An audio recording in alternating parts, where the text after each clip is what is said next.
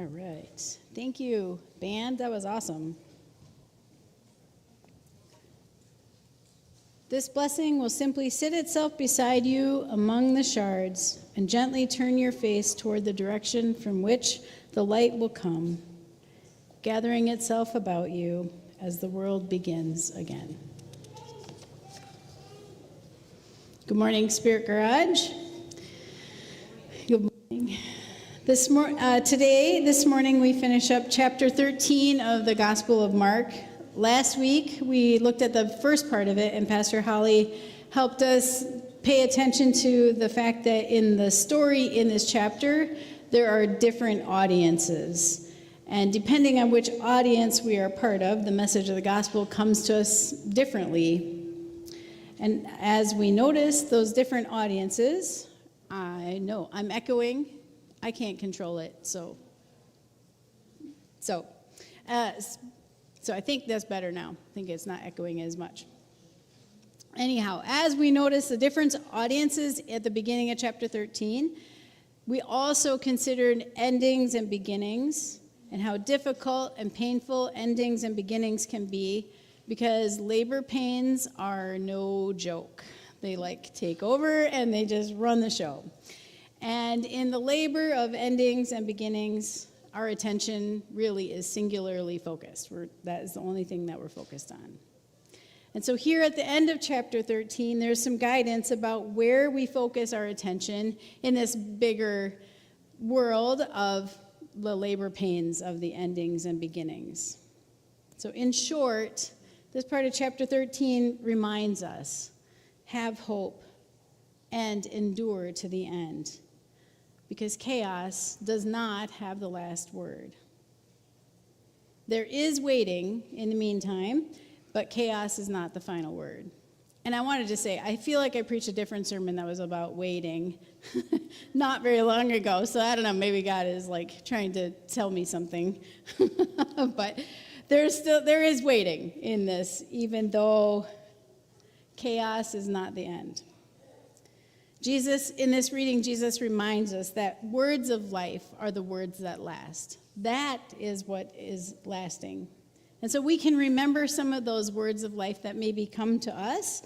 Things like breathe in the breath of God, right? We breathe that in. God breathes life into us, and we breathe that back out into the world. Or promises like peace, be still.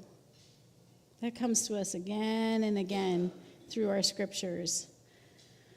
Or the reminders of creation, right? Of God bringing order into chaos by parting the land and the water, by separating day and night, by providing food that feeds the creatures, and giving us the ability to work and to care and to nurture one another. Right? These, through the chaos of creation and recreation, these words of life do not wear out. They stay with us. They keep coming back to us. And so I was wondering if you all have words of life that come back to you in hard moments. And if you do, if you're willing to share those and shout them out, and then I'll repeat them so that people can online know what those words of life are. If there are mantras that come back to you or practices you have.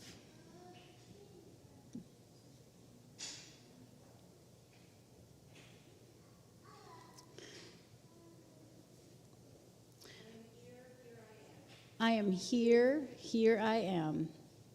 Yep. I am here, here I am. Mm-hmm.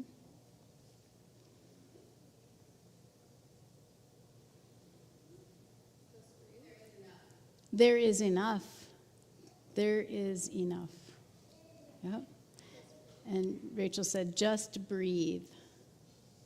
Just keep breathing, right? And going outside. So moving our bodies outside and looking at the sky or the trees or the animals that are there. Mm-hmm. Let it be.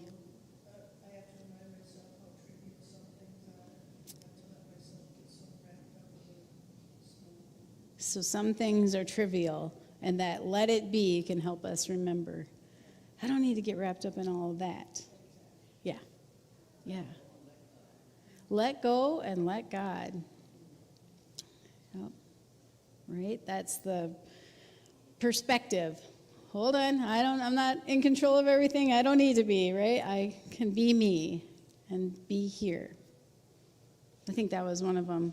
I am here. Here I am, right? Yeah. So thank you.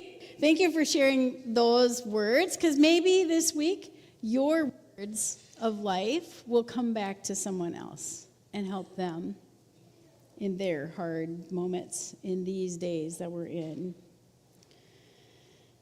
So if we keep in mind those three audiences that Pastor Holly reminded us of last week, then we might wonder, as we face hard times or as we're in the midst of chaos, where do we put our hope?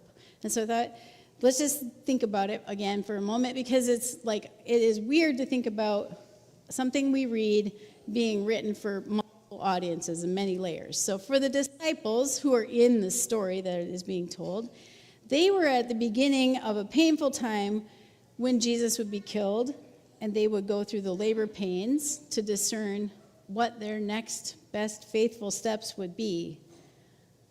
And I suspect that they were wondering something like, what can we hope in when Jesus is here telling us he's going to be arrested and killed? What do we hope in? And for that larger community that the writer of this gospel is addressing, they are in the midst of a time when the temple has been destroyed yet again. And they're hearing the story of Jesus and the disciples and a prediction that the temple will be destroyed. They are living in the labor pains of a destroyed community asset and cultural landmark. What are their next best faithful steps? What can they hope in when their holy city and their temple are yet again being bombarded? And then for our community here, another audience reading this story, we are reading the story of Jesus and the story of Mark's community in the midst of our own time of chaos and uncertainty. For some of us, we feel as though the fabric of our wider community and society is just being torn and shredded apart.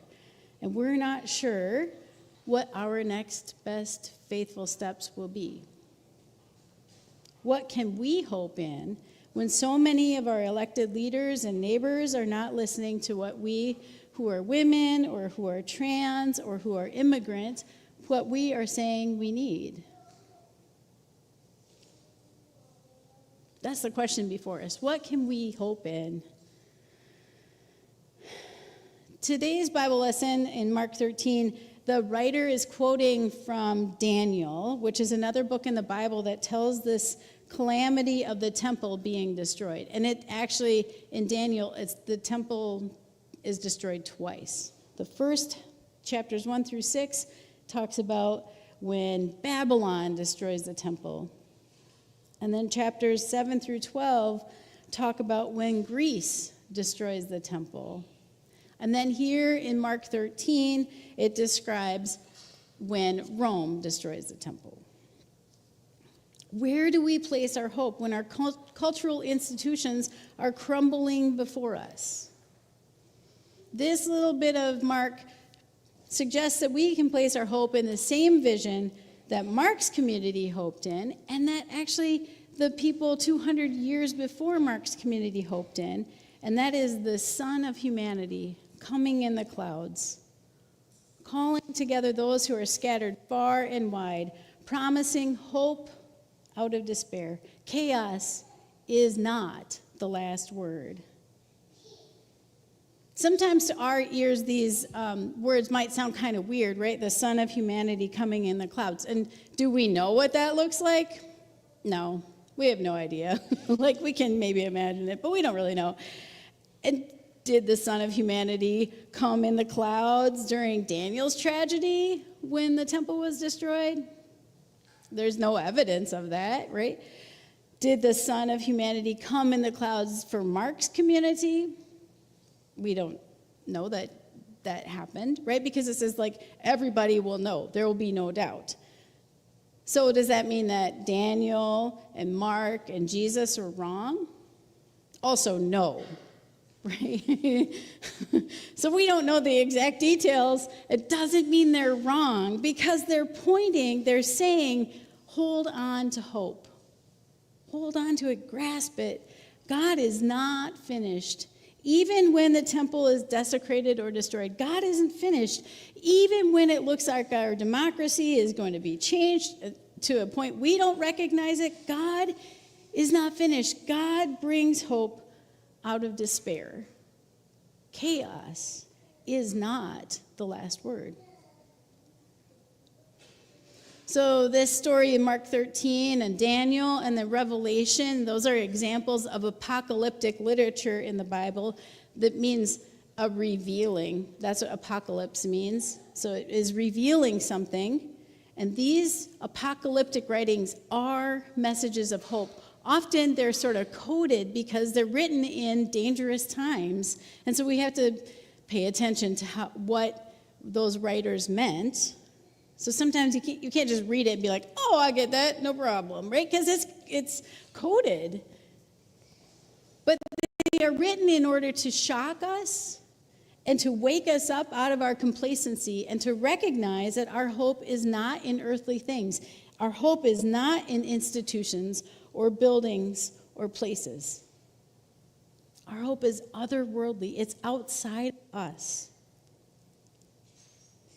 It doesn't mean then we're like, oh, fine, I don't have to do anything because I'm going to heaven. God's got it. It's all good. It doesn't matter what I do. That's not what it means because we're people of faith, right? While we are awaiting God's timing to make all things new and to restore all things to God's vision, we follow Jesus and we imitate Jesus. We participate in God's vision for our world, a world where the widows and the orphans are taken in and cared for, a world where there is milk and honey and food at no cost for all, right? A world where there is enough for travelers and those without home or land. That's what we participate in, because God's vision for our world is a very, very different vision than Babylon or Greece or Rome or the United States have ever had. It's a very different vision. And we get to participate in that vision. And we do participate in that vision for our world when we go out 2 by 2 and listen or offer healing, or when we're just present with others. In short, when we do what Jesus does, we participate in God's vision of the world. We put our hope in the promise that God will come again and will bring new life where we right now can see only death. That's where we put our hope. Because God is not lost. God is not disempowered. God doesn't need our temples or our buildings or our democratic structures to work. God is far more wild than that and will come to us on the clouds, gathering in those who are scattered. God does not abandon us, and we do have to wait for God, for God's timing, for all things to be made right. And so in the meantime, we keep following and keep imitating Jesus. And we cling to hope. We grab onto it wherever we can. Those words of life, those are moments of hope. We cling to hope and endure to the end, because chaos is not the last word. So this week, I hope you'll remember this. This blessing at the end of the world will simply sit itself beside you among the shards and gently turn your face toward the direction from which the light will come, gathering itself about you as the world begins again.